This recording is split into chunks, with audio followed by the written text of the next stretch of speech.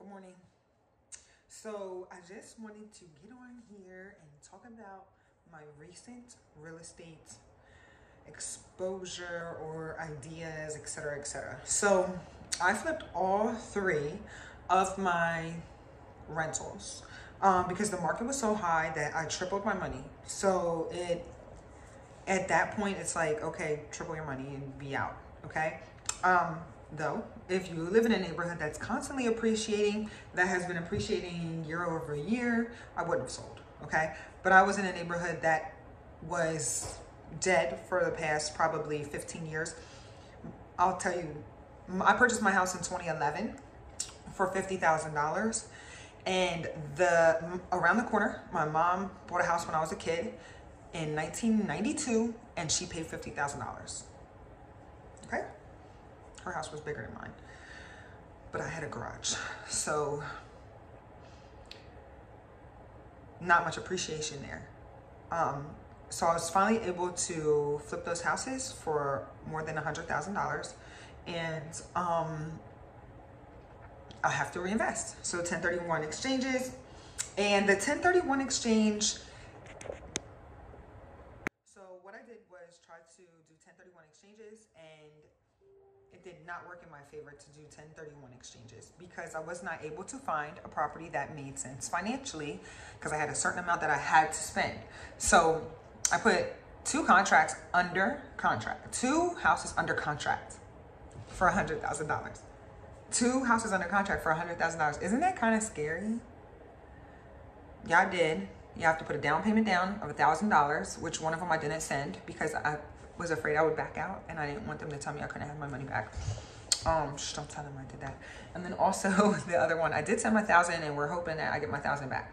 So I did pay for real estate expense for inspections on both of these homes. And after I get the inspection back, I said, hey, boop, boop, boop, boop, boop, boop, boop. Here are the points that you should drive this price down.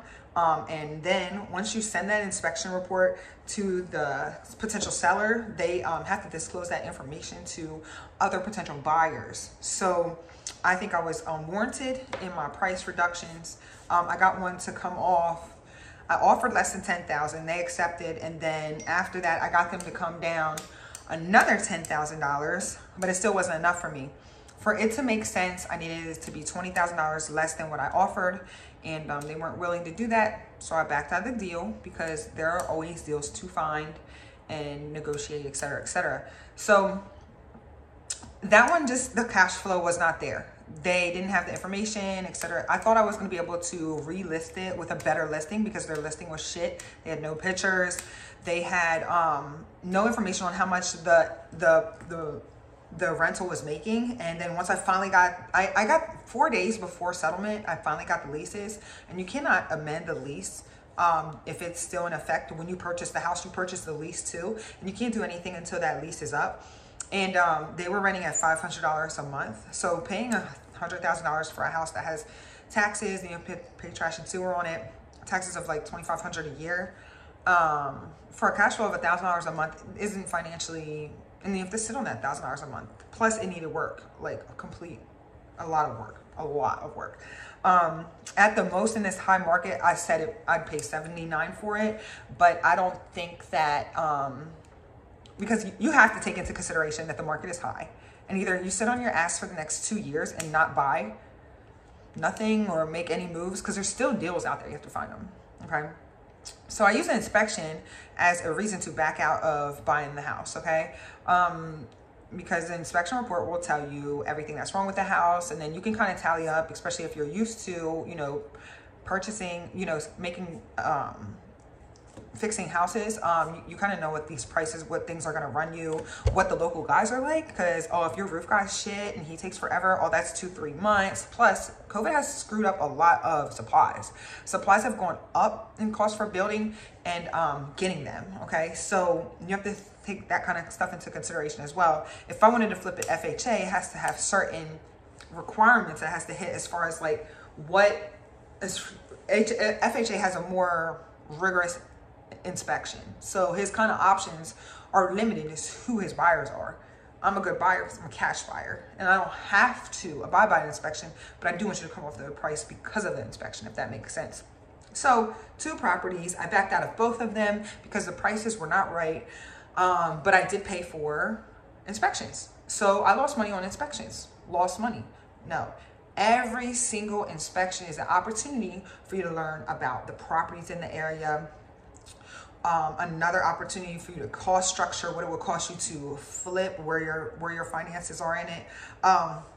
I basically, at this point, I feel like because of the inspection, I paid for a education on the properties in the area, education on what other landlords are doing as far as like fixing their properties or not fixing their properties, especially with what their leases look like.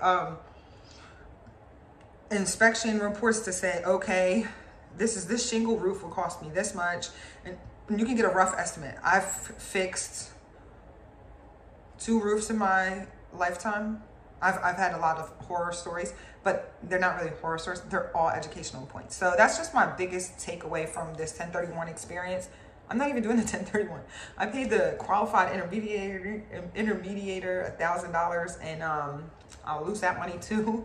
But it's a very good experience for my next time at flipping, because I actually do enjoy flipping. If the price is right.